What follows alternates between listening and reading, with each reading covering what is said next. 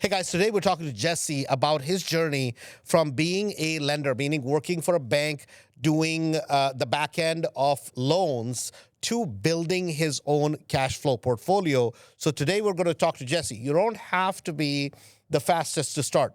Year and a half, didn't have a single property. And then he's built a phenomenal portfolio.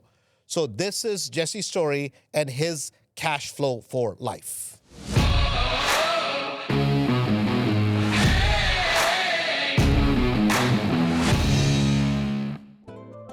Hi, my name's Jesse Arenas, and this is Lala, and you are here at one of our projects. We have about 5 projects going on, but before real estate investing, I was a mortgage broker. Did dabble into real estate back several years ago and fell upon a lot of failures. The reason why I wanted to get into real estate was because my goal was to escape the rat race. And I knew that real estate was the goal to financial freedom. And since I've gotten into real estate, it has been a life changer. I have a lot more time now to spend with my family and enjoy life the way life is supposed to be enjoyed. So Jesse, welcome to the show, man. Thank you. So I'm going to kind of pick it up where a lot of people are when they may be listening to it. Others may be listening for growth, but still others go through a phase that you went through as you started in real estate, right? Which was frustration. Year and a half, literally, if somebody had talked to you in the first year and a half and said, hey, Jesse, you go to this program called Andrew Holmes Mastery, and what the heck have you done? What happened in the first year and a half? Yeah, exactly. It was really frustrating, and I thought I would never get out of that hole. It was, I go through the program, and I start looking for properties, and I find properties, a lot of off of the MLS, and it's basically like I was throwing a lot of stuff against the wall. Just to see what sticks. Okay, so I want to kind of delve deep into it, because some of those properties today, right, going back, you would never even look at. You would never even waste time, right? And if somebody says, what's the difference between a real estate pro, what we would consider success in mastery, which is somebody who really builds cash flow, not just somebody who does flips, right? And we'll kind of get to that. A lot of those properties, you would never pay a second look to it, because you know right off the bat, no, this just doesn't make sense. What was happening? What has changed from that time? Because the first 15 properties, literally almost 15 or 20 that you were looking at, you'd be all excited, and I'd be like, no, man, this doesn't make sense. This doesn't make sense. This doesn't make sense. What is the difference between then and today? A lot of it had to do with my job at the time. Okay. I was working at a corporate bank, a retail bank, and it was as if I was working that job 24/7. At the same time attending the classes in the program. And since I made that investment in the program, I wanted something to get going. I wanted some properties right away, but the time at my job just took up most of that focus. So I wasn't focusing on the numbers. And the calculation, the formula, when it came to the program, as well as I should have, as closely as I should have, and that was the difference maker. Once I did find the time and really lasered in on it, that was when the switch happened. So I want to kind of go to 2 things. Number one, I want to go to your past, because all of us are a product of our experiences, good, bad, and different. Right? I mean, if sometimes we've done something well, sometimes they're like, oh my God, I'm a genius, man. I didn't know. You were probably, if you're at the right place at the right time, maybe you were just lucky, right? Being good and being lucky are 2 different things. We all want to be lucky. The problem is luck runs out at some point, right? So my question to you is, you had bought properties during the boom, 2005, 6, 7. Right. You came from a banking background, meaning you were doing the back ends for underwriting and all this kind of stuff. But yet, those properties, some of them you had to give back, right? And that would have been at that time, obviously, it's not only something you feel bad about. Financially, it's devastating, right? I'm sure took a huge hit on your personal ego as a man. You're like, man, the hell, I was going to do this and it didn't work, right? Put all that aside. A lot of people blame the market, but yet it's very rarely has to do something with the market. Market just reveals who you are. Mm-hmm. But clearly there were mistakes you made which you didn't know. What were those mistakes on those properties? Well, when I had first started, it was a lot easier to get those loans at the time to purchase investment properties. Pretty much anybody could get it at the time. Although I was in the industry, I went in gun ho and just Retail purchases, all retail yeah, all purchases. retail purchases, and I purchased them wrong, right? And I did feel a lot of pressure So from. for the audience listening, explain what do you mean by wrong? So there was really no thought process as far as what my ceiling or my what a maximum allowable offer would be. So anything that would make sense. It was just, oh, there's a property for sale. I qualify to purchase it, and whether there was cash flow or not, I really didn't concentrate on that aspect of it, and that's where my numbers went away. So it's like most people buying something, right? They buy a property because they want to do something. They want to feel like they're investing. Yep. And so then they buy a property and then they're like, oh, okay, I did what I was supposed to do, right? Not realizing that, hey, in fact, you probably would have been better off not even buying a property because the one that you just bought, if anything happens in the market, it's going to put you on the backside of the curve, right? Meaning it's going to go against you rather than helping you. It's actually going to hurt you. Right. So now at the time, did you look at equity when you purchased? So no, not necessarily. Okay. It was more the focus on that was really just a shot in in. the dark. Yeah. It was just, okay, let's just buy it and let's just hope and pray that the appreciation is going to give us the equity on it. Right. So you guys weren't buying based on, the properties actually having a lot of equity, actually cash flowing, actually having a DCR number that worked. You're just like, man, everybody's getting in. Let me get in also. Everybody's doing it. Let's join the do it. parade. Right. Yeah. So, okay. So that happens. The market turns, obviously, right? And the crash comes. Now, when the crash comes, this sort of thing, and we saw that happen at that time, it took a psychological toll on families. Yes. Not only did it take a toll financially, but more the mental toll. Oh my God, we tried to do something and it didn't work. So now when you show up to Mastery, right? You came to Mastery, what, 5 years ago, 6 years ago? 2018. 2018. So 2018 is when you showed up to us, right? Yes. It's been about 5-6 years now, Yes. right? And now at that time, you had already taken a beating in 2000, and we laugh about it today, obviously. Yeah. But on a personal front at home, right? What was your spouse, your wife's attitude at that time that, hey, Jesse, we already tried our experiment once. I don't want to put the family through this again, right? What was her kind of thought process at that time? Very different today, Yeah. right? We can laugh about it, but she wasn't laughing at the time. No, and I wasn't laughing at the time because it was a real tough time in my family's life because the bust had happened. We lasted it as long as we could. I lost 2 investment properties that I had purchased, and I was on the verge of losing my primary residence, right? Losing the roof over my family's head, and a lot of pressure had hit me. I didn't know where my next paycheck was coming because since I was in the financing sector, that's a very volatile market. I would jump from job to job to job, different banks, different brokers, and so on. So being mostly on commission, I really didn't know how I was going to pay my next mortgage payment. And that happened to a lot of people in real estate at that time, right? Not only, and you were connected through real estate from the banking end of it, which is on the back end, you were doing kind of the underwriting and all that kind of stuff, right? You were not the loan officer side of it, but you were on the underwriting side of it. Correct. From the bank's perspective. So the banks, people are going under. That puts some of the banks under.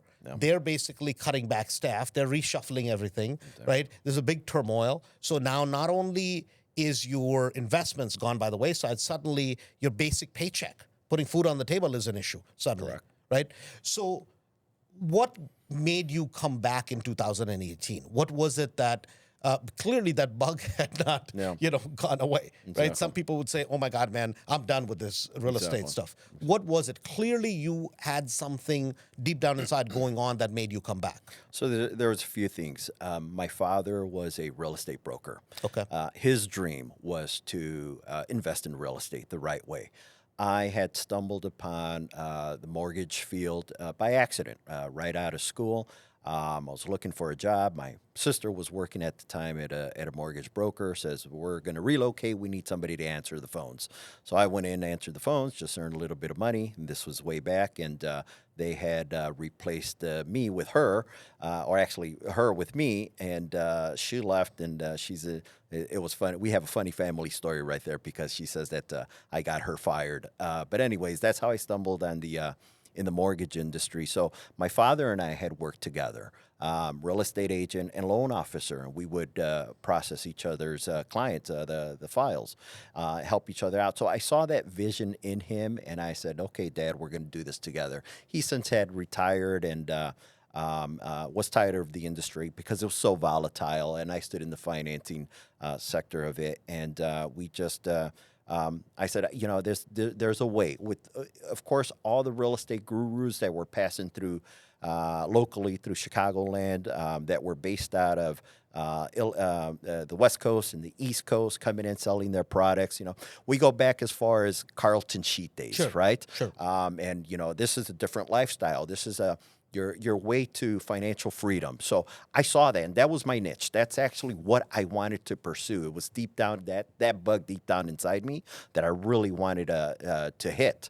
And so I was just searching and searching and searching. And after going through so many different webinars and programs and gurus, listening and actually purchasing into a couple of programs, none of that really worked out for me. Although I was, putting them into action, there's just so many pieces of the puzzle that were missing that it just didn't come to fruition. So, but I didn't want to give up because I did know, I saw some people where it did work out from, and continuing the stories, and it just your inside gut that just don't give up, right? Just keep moving until I actually attended one of the 3 days.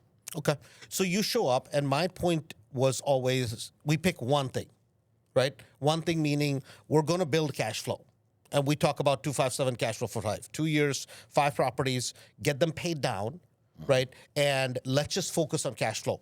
When the wholesales come along, you're going to do wholesales. When the flips come along, you're going to do flips. But you're looking for good quality properties. Let the property decide and your set of circumstances at that time. But your success is the number of properties you put away for you and your family. That basic thought process, did that make sense to you? That this is not about how many flips you do. This is not about how many wholesales you do. It's fine. That is success, but that is not the success we measure. We measure your success by the amount of good quality rental properties that you have put aside for you and your family. Did that basic philosophy make sense to you? So that and the financing aspect of it was the main reason why I was intrigued about this program and had attended the following classes and all the network events. That's what drew me in because although my wife on the side was telling me, Jesse, you know this information. You're in the industry. You have a mortgage background. You know the numbers. You know what you need to do. You don't need to invest anymore into any other programs or real estate events. Why are you doing this? Please don't. And I was losing money on the other properties, but because when I attended one of the 3-day events, listening to you and going through all the numbers and the formulas and the different type of lifestyle and the perspective of the process, I said, I went back home and I told my wife and my family, I go, you know what? This guy knows what he's talking about. This guy knows what he's doing. And I said to myself, my wife, although she forbade it, she says, no, don't join any programs. I'm like, if this fails, this guy's locally, I can go ahead and knock on his door and make sure that, I get a refund, right? But knowing that just what you were talking about made sense to me. And I said, well, and you actually gave a lot of different perspectives and examples and case studies where a lot of other folks don't do that. Yeah. And that really hit home. No, I think, a lot of other folks in the motivation and the cheerleader business, right, which is, oh my God, oh yeah, man, I'm going to kill it, right? Yeah. I'm hustling, right? Yeah. We're doing 10 different things. No, we don't. Yeah. We pick one thing and we do that one thing because to be a multimillionaire in real estate, To have a net worth of 3, 4, 5, 6 million, you don't need to do 10 things. No. You focus on one thing and then just put it away, put it away, put it away. You do that for a period of 3, 4, 5 years. And you're an example of it, right? And that's why I wanted to kind of start with that process, because you come to mastery, you go to 3-day, you come to mastery. First 15, 20 properties, I mean, they were just, if you had done those properties, you would have gone bankrupt a second time. Oh, yes. 100%, Yes. right? Because those were just properties. See, just because you can do something in real estate doesn't mean you should, right? That is probably the biggest things. Like, which ones to throw away is way more important than which ones to keep in real estate. Meaning, and this is a very opposite philosophy. HGTV says, hey, find the worst house in the block and try to make it the best. We say, no, no, no.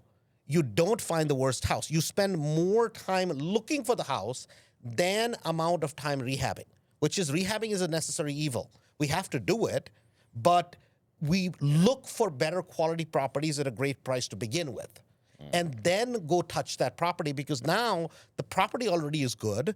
The area already is decent. All you're doing is just making it a little bit better, and boom, the value goes to the roof, right? This is very anti what everybody else talks about, Very right? true. We're exactly diametrically opposite of what everybody else says, right? Very true.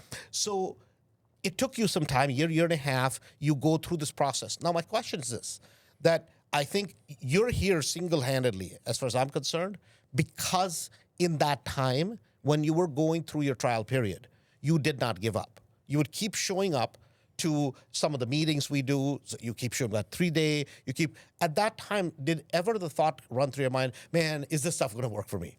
I know more and more people are buying properties, but is this going to really work for me? I know it works for them. Did you ever go through that kind of process mentally?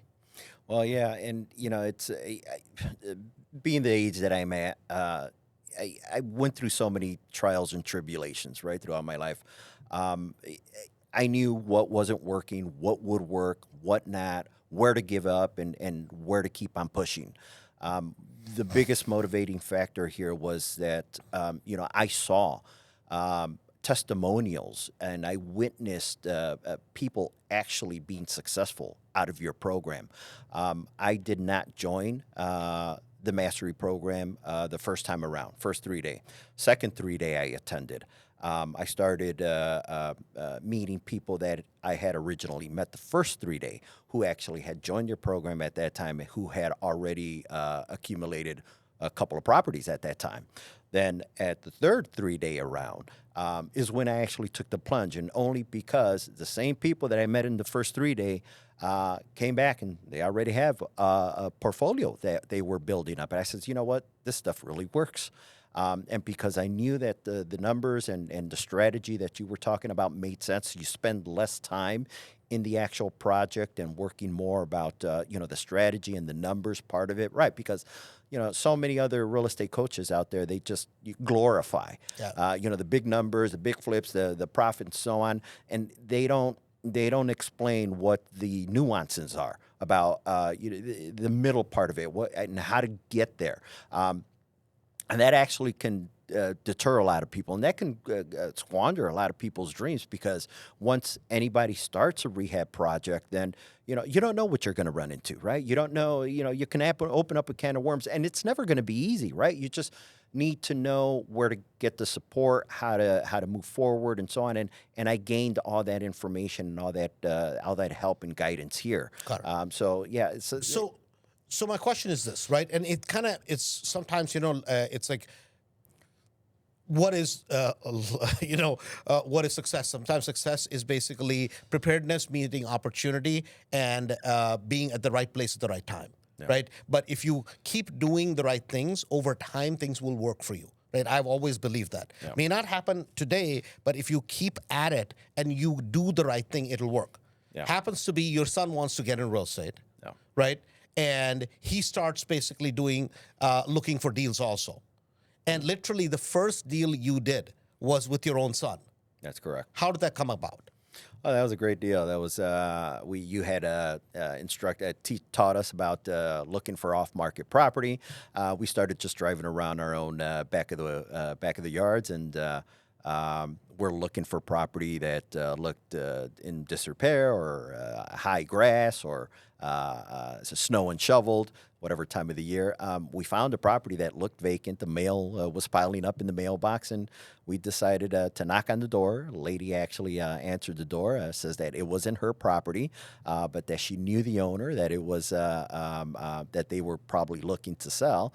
We looked up some tax records and found the administrator to the property. It turned out that it was a probate situation, off market, and we got a hold of the administrator, and we made an offer and got it under contract. And the rest is history. The rest is history. That's where it started. And we made actually our biggest wholesale fee on that very first one to date. First property. Okay. So was that the property in Westchester?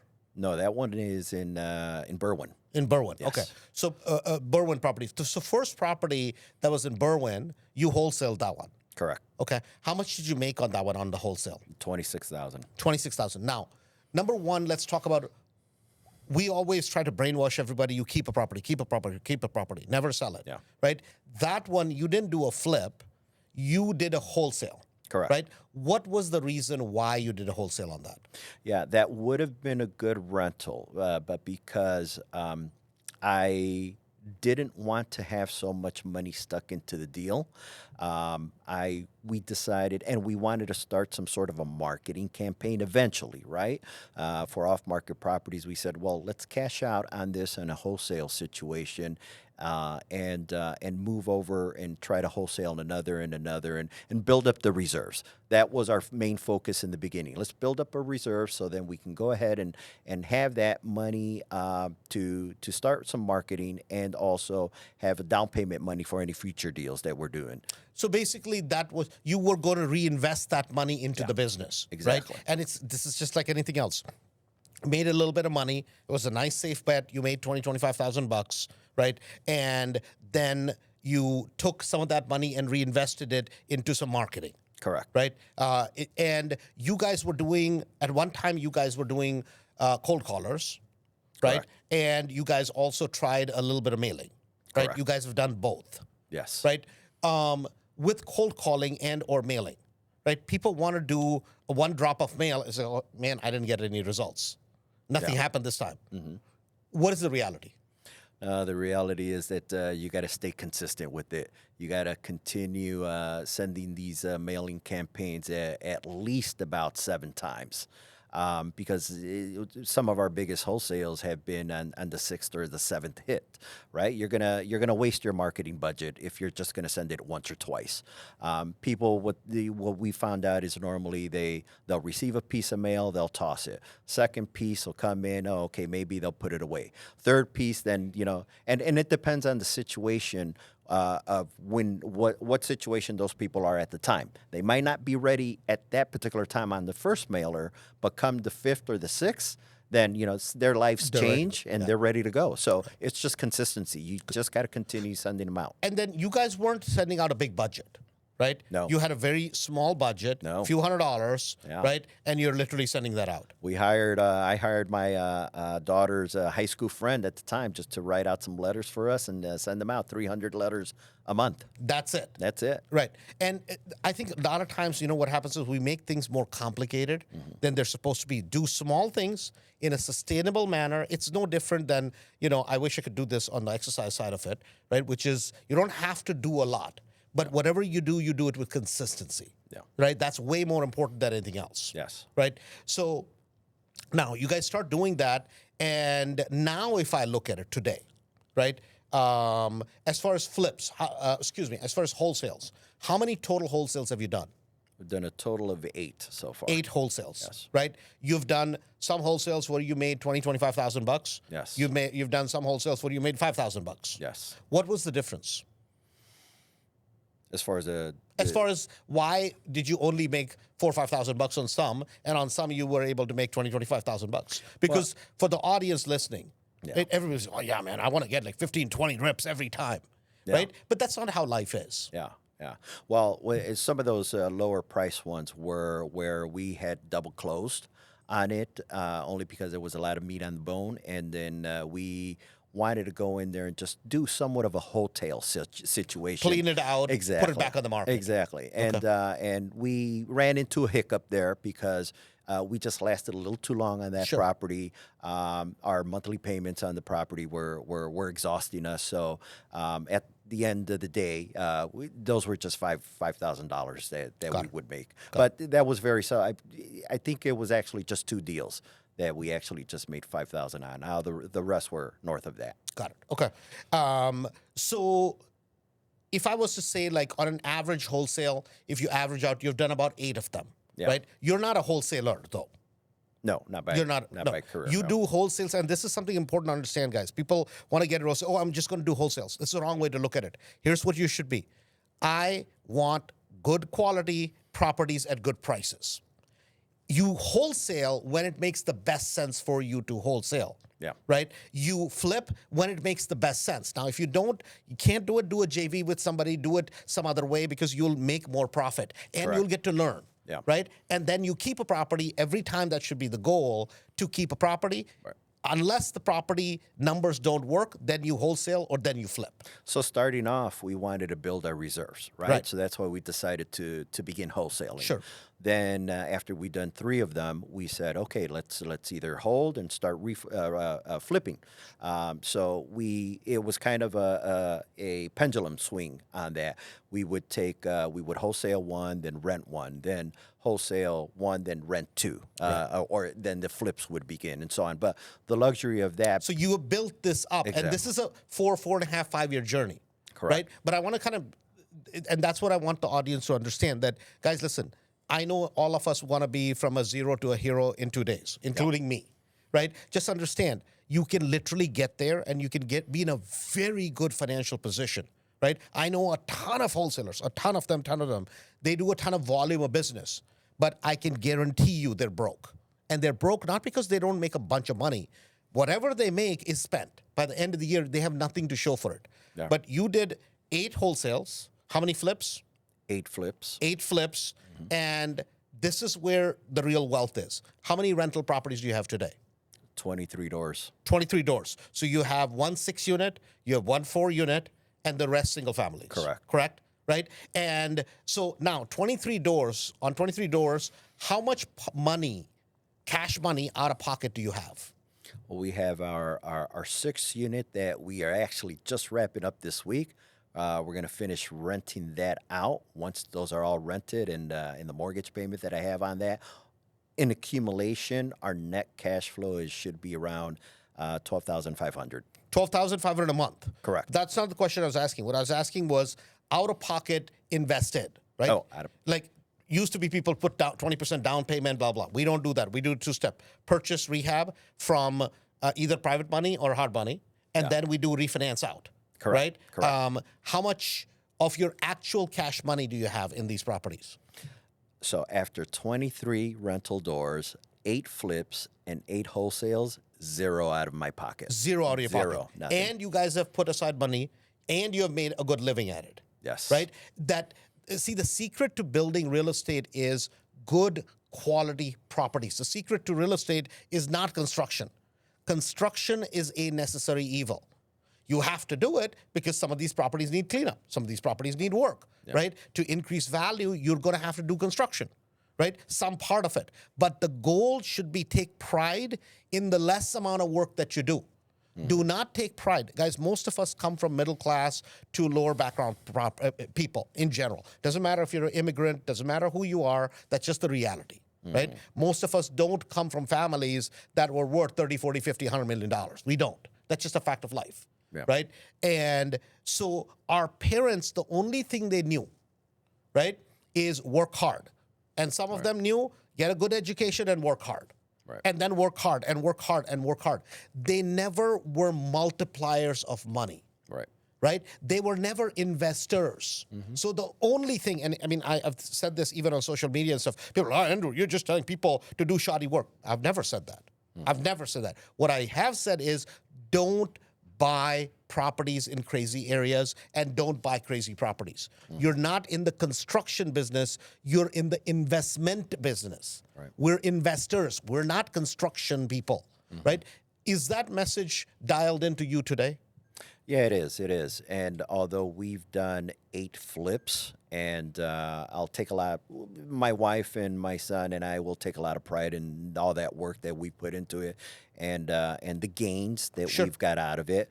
But it's here today, gone tomorrow in the flips, right? There's really no consistent cash flow in there. And although it's a big glory day, big glory payday, And it's exciting. It's yeah, great. it is. It's exciting. Great. It's happy, awesome, and happy, and you are able to take vacations and so on. But what happens is you got to come back and do it again and again and again, and it's a lot of work. So Berwyn property you did. Yeah. Right? 2 flat you bought, right? 180,000, 200,000? 187,000. 187,000, 2-unit building, right? You guys decided to flip it because the numbers were so obscene, Yeah. right? The numbers were so, you sold it on, how much did you do rehab wise? We put in about 125,000 into it. 125. So you buy it for about 187. You put 120 into it. Back end, what was your sale price? We sold it at 542. 542, right? Now you made a ton of money on it, Yeah. right? Obviously, you made over $100,000 on that property, right? And see, most people would be jumping up and down, and I'm very happy for him. But you know what I'm happier for is the 23 rental properties that he has. Every single month, 12,000, 12,000. Next month, he buys another one. Then it's going to go to 13, 13.5. Next month, it's going to go to 14. Then it's going to go to 15. Then it's going to go to 16, right? That is success. The flip money is like one of those things that, okay, you get it, great, enjoy it, right? It helps you build. It helps you maybe take a vacation, pay down some debt. That's great. It's fantastic. We did a couple of flips prior to that, and that's what we did, right? We just enjoyed ourselves. We tried to reinvest a little bit, but before we knew it, it was gone. And but this 2-unit in Berwyn that we sold, and we made 182 net. We reinvested in. That's how we got the 6-unit. Right. And see, what most people see is they're like, if Jesse speaks at the 3-day speaks about, man, Jesse, that's what I want to do. I want to do $182,000 profit on property. I can promise you guys, it's not going to happen for you. I can promise you that.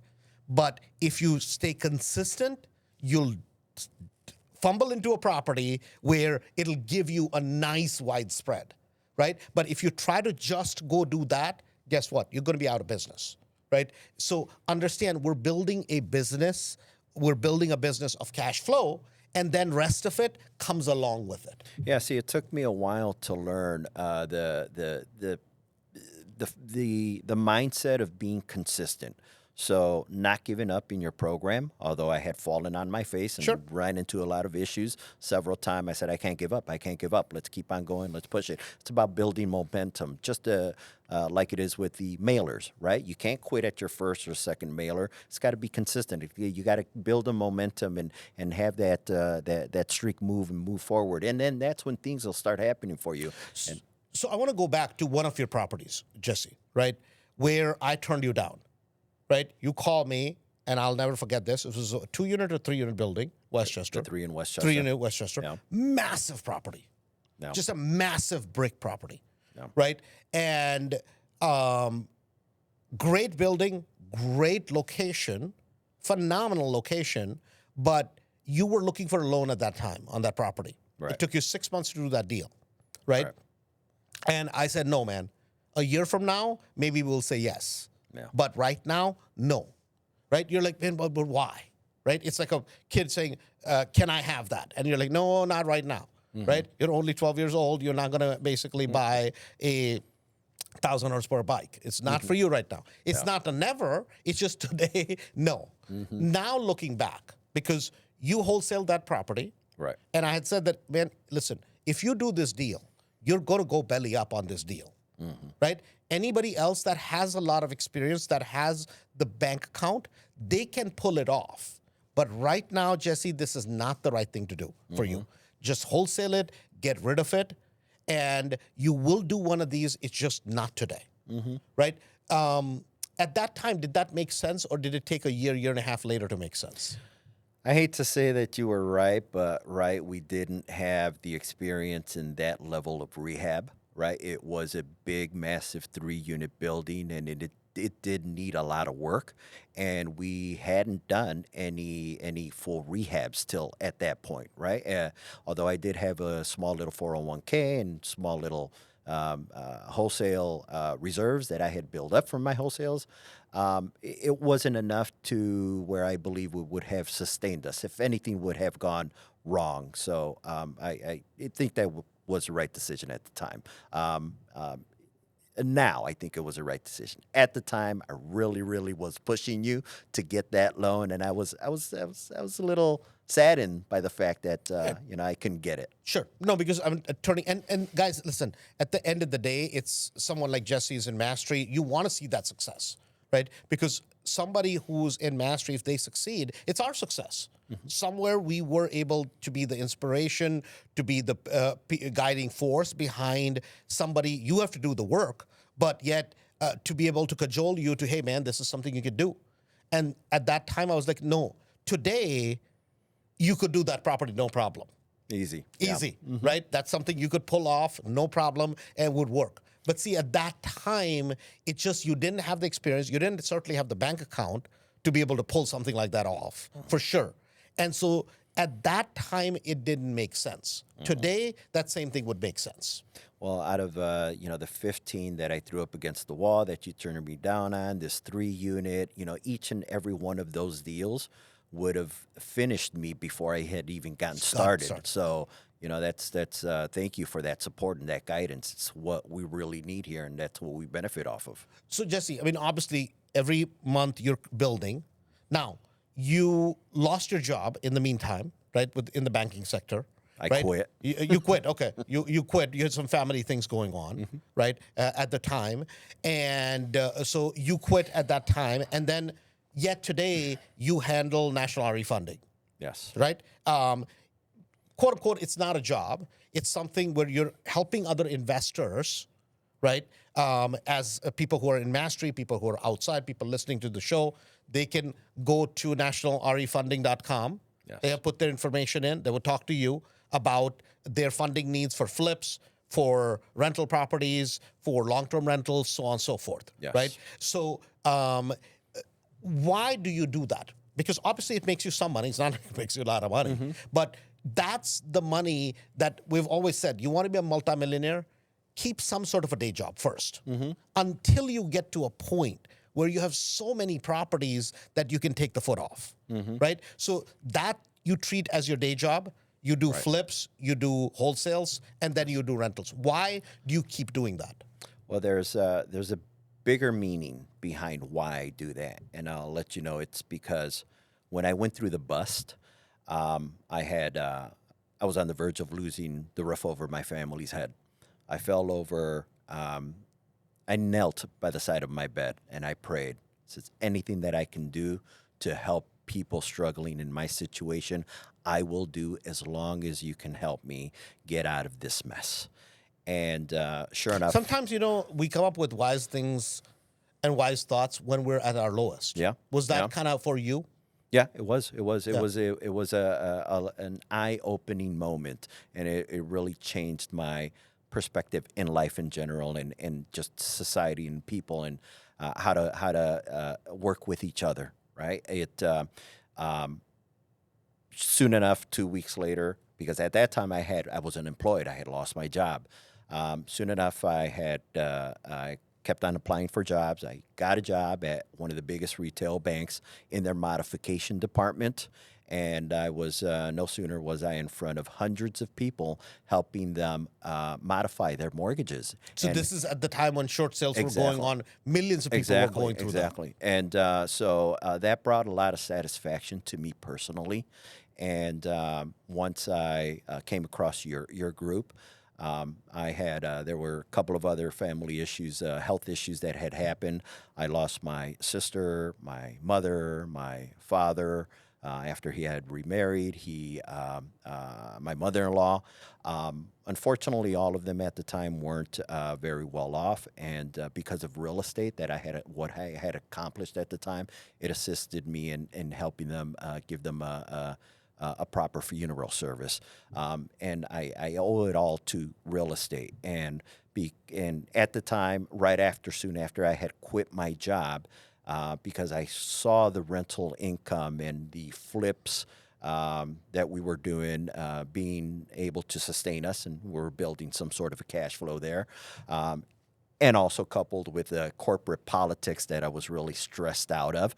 I didn't see any opportunities to escalate at those particular jobs, right? It's a salary job and you're pretty much capped there. So I was really frustrated at that end. So I jumped ship, and of course, Mastery had helped me out.